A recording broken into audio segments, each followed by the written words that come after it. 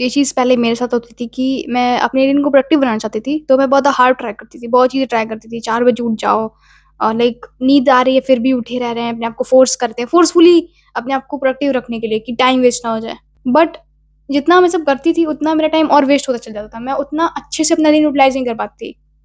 Until I know this one thing कि आपको time utilise करने के लिए आपको बहुत ज़्यादा कुछ करने की ज़रूरत नहीं होती है, आपको बस काम रहना होता है। अब ये चीज़ बहुत सुनने में बहुत सिंपल लगती है but actually it is miracle for me. हम लोग क्या करते हैं ना कि हर चीज़ फ़ोर्सफुली करना चाहते हैं, लाइक टाइम ब्लॉकिंग करने लग जाएँगे, टू डू लिस्ट प्लान कि भाई हम फ़ोर्सफुली मैं एकदम कल उठूँगा जल्दी, ये सब कुछ कर लूँगा, लाइफ़ सेट हो जाएगी, बट एक्चुअल में कुछ होता नहीं है।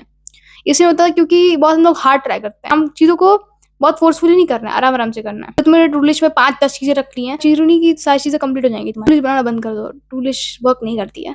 और मैंने बहुत चीज़ें ट्राई की टाइम मैनेजमेंट में कि वो हैबिट्स बनाते हैं, ये करते हैं, वो करते हैं, but the one thing I really think कि वर्क करती है वो चीज़ है कामनेस।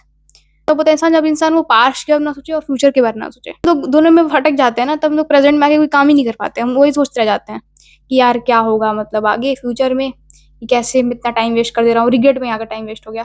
फिर पास्ट क्या आ जाता है कि इतना सा टाइम वेस्ट कर दिया मैंने, इतना ढंग से यूटिलाइज़ कर पाया। मैंने 4 बजे का अलार्म लगाया था, 4 बजे उठ नहीं पाया, ब्ला-ब्ला रीज़न्स तुम्हारे पास होते हैं। तो बेनिफिट्स क्या होते हैं? अगर इंसान काम रहता है तो उसको बेनिफिट क्या मिलता है? क्योंकि जब तक बेनिफिट नहीं मिलेगा तब तक इसको हम लोग बहुत नॉर्मल ट्रीट करते हैं, like calmness, happiness, sadness. Calmness is something very different from happiness and sadness. This is not just an emotion, it is a state of mind. Benefit होता है लेस स्ट्रेस, हमेशा प्रॉब्लम्स रहेंगी। There is nothing कि मैं ये चीज़ milestone achieve कर लूँगा, इसके बाद मेरी लाइफ का सारा स्ट्रेस खत्म हो जाएगा। तो एक माइलस्टोन के बाद दूसरा स्ट्रेस आ जाता है। सो बेसिकली जब तक आप लाइफ में मतलब जी रहा है कोई इंसान, तब तक वो अपनी कोई ड्रीम को चेज़ कर रहा है। चाहे बूढ़ा हो चाहे जवान हो, लाइक अगर तुम खाली हो गए कि तुम्हारे पास कोई ड्रीम ही नहीं है चेज़ करने के लिए, तो तुम वैसे ही बर्बाद हो जाओगे। तुमने लाइफ को ऐसे ही तुमने बर्बाद कर दिया। ठीक है? तो हमेशा लाइफ में एक ड्रीम होना चाहिए जिसको हम चेज़ कर सकें। तो स्ट्रेस जो है इसको हम अगर इस तरीके से देखें कि स्ट्रेस हमेशा रहेगा ही, ये चीज़ कांस्टेंट रहती है हर वे में। बट उसको इतना सीरियसली ना लेके, बट एज़ अ कि वो चीज़ रहती है, वो एज़ इट इज़ है, उसको बस एक्सेप्ट कर लेने से प्रॉब्लम सॉल्व हो सकती है। तो ले जब हम काम रहते हैं तो हमें लेस स्ट्रेस फील होता है। सेकंड बेनिफिट होता है यू ऑब्जर्व मोर। जब इंसान बहुत स्ट्रेस होता है तो वो बस अपने आप के बारे में ही सोच रहा होता है, पूरा दिन अपने अंदर सेल्फ सेंटर्ड बन जाता है बहुत ज़्यादा।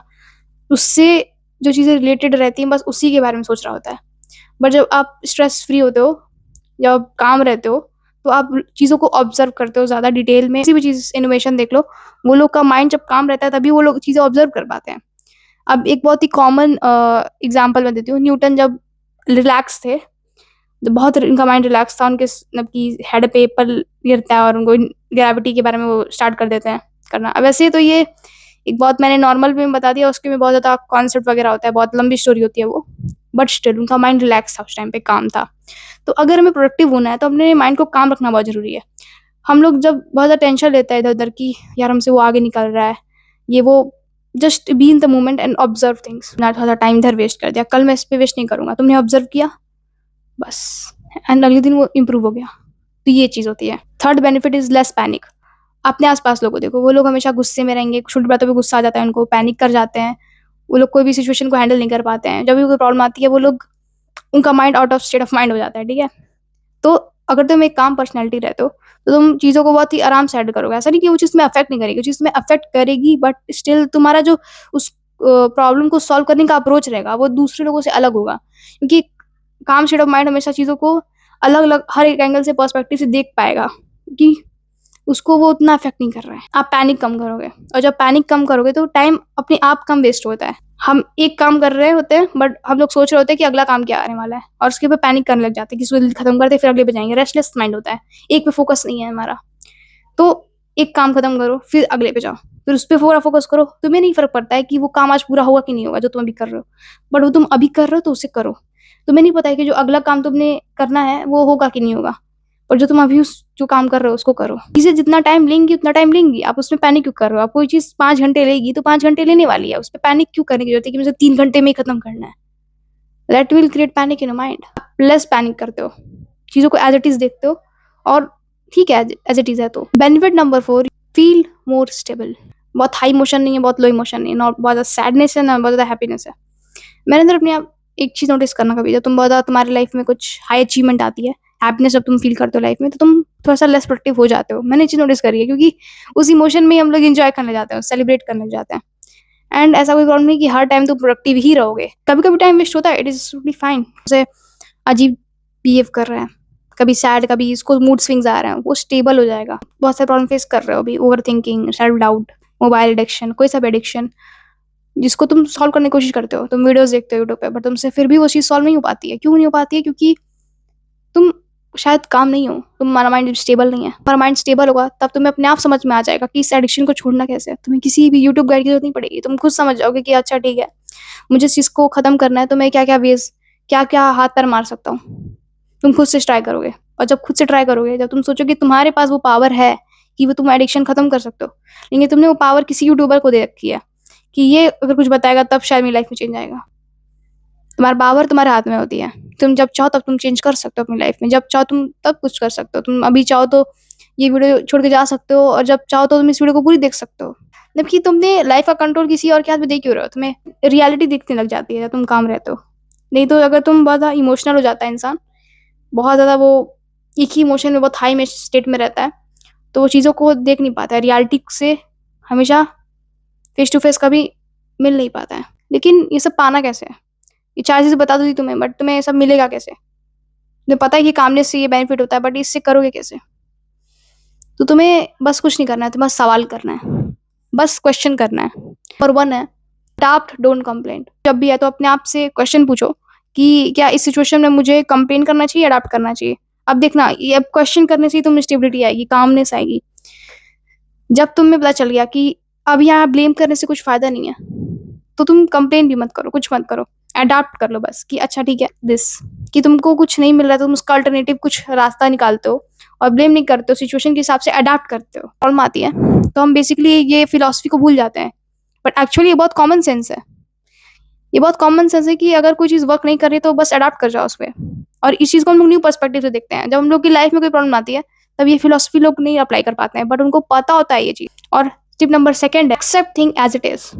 ऐसा नहीं ये टिप बहुत तुम्हें वीक बना रही है। अब लोग समझेंगे कि अगर ये टिप हम लोग करेंगे कि जो चीज़ ऐसी है उसको एक्सेप्ट कर लेना, इसका मतलब वो वीक है। But actually it is smartness. तुम हर चीज़ को चेंज नहीं कर सकते, हर चीज़ को फिक्स नहीं कर सकते। जो चीज़ फिक्स कर सकते हो उसको फिक्स करो, जो चीज़ नहीं कर सकते उस पे टाइम वेस्ट मत करो अपना। लोग अधिकतर क्या करते हैं ना कि वो ऐसी बैटल्स लड़ते हैं जिनसे उनको कोई फ़ायदा नहीं होने वाला है, और उसे ट्राई करते रहते हैं, अपनी एनर्जी को लगाते रहते हैं। जैसे कि मेरे केस में क्या था कि मुझे 4 बजे उठना था, मैंने यूट्यूब पे देखा था बहुत सारा रूटीन वगैरह कि 4 बजे उठो, फॉलो करो, प्रोडक्टिव रहो, बुक्स पढ़ो, एक्सरसाइज करो सुबह उठते ही, मतलब बहुत अच्छा रूटीन। एक इंस्टाग्राम रील जैसी दिखती है, रूटीन नहीं है उनका लाइफ एक इंस्टाग्राम रील है। उससे कुछ मुझे फ़ायदा नहीं मिला, जल्दी उठ के भी मुझे कुछ फ़ायदा नहीं मिला, just because of one reason, मैं एक्सेप्ट नहीं कर रही चीज़ों को एज़ इट इज़।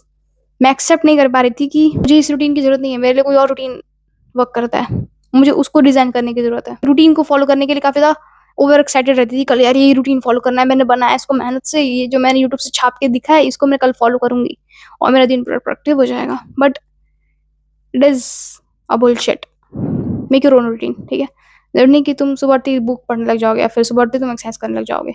तुम्हारे रूटीन में थोड़ा बहुत शिफ्ट आएगा and it is totally fine. तुम्हें 4 ही बजे उठना है, तुम 6 बजे कंफर्टेबल हो तो 6 बजे उठो, ठीक है? मैंने इसमें बहुत टाइम वेस्ट कर दिया है अपनी लाइफ में, बहुत ज़्यादा कि अब ईगो आ जाता है मन में कि क्यों नहीं हो रहा है, क्यों नहीं हो रहा है? फिक्स करना है मुझे, इस चीज़ को फिक्स करना है। अगर कोई चीज़ फिक्स नहीं हो रही है तो छोड़ो उसे, like move on to the next. और ये चीज़ मेरे अंदर नहीं थी, मैं नहीं करती थी और एक चीज़ पे लगी रहती थी, लाइक क्योंकि we should not give up. एक और ये भी कोट आ जाता है माइंड में, you should not give up, but sometimes you have to surrender. Not give up नहीं कि we give up, but surrender करना पड़ता है। और सरेंडर का अपोजिट है रेजिस्टेंस। हमें कोई चीज़ रोक रही है अंदर से कि तुम ये चीज़ मत करो, और चीज़ होती है ईगो, और बहुत चीज़ होती है इनर वॉइस जो कि तुम्हें रोकती है अच्छा काम करने से। लेजीनेस फील करो, काम मत करो अभी, और फिर तुम देखते हो जाके वीडियो कि how to change life in 1 day, how to change life in 2 days, and nothing works because you are not calm and not stable and you are panic and you taking more stress. अंदर आ जाता है और तुमने वो जो 2 tip apply कर ली, तुम प्रोडक्टिव हो जाओगे। आई गारंटी यू, मैंने नहीं कहूँगी कि एक दिन में प्रोडक्टिव हो जाओगे तुम, टाइम लगेगा। तुम्हें थोड़ा-सा लिखना पड़ेगा कि जब तुम पेपर पे लिखोगे कि अच्छा यहाँ पर मेरा टाइम जा रहा है, कोई वीडियो नहीं देखनी तुम्हें यूट्यूब के पर कि हाउ टू बी प्रोडक्टिव। बस में शांत रह के सोचना है कि करना क्या है नेक्स्ट टाइम, और तुम उस टाइम जो तुम एक्शन लोगे वो उस यूट्यूब वीडियो की टिप से भी बेहतर होगा।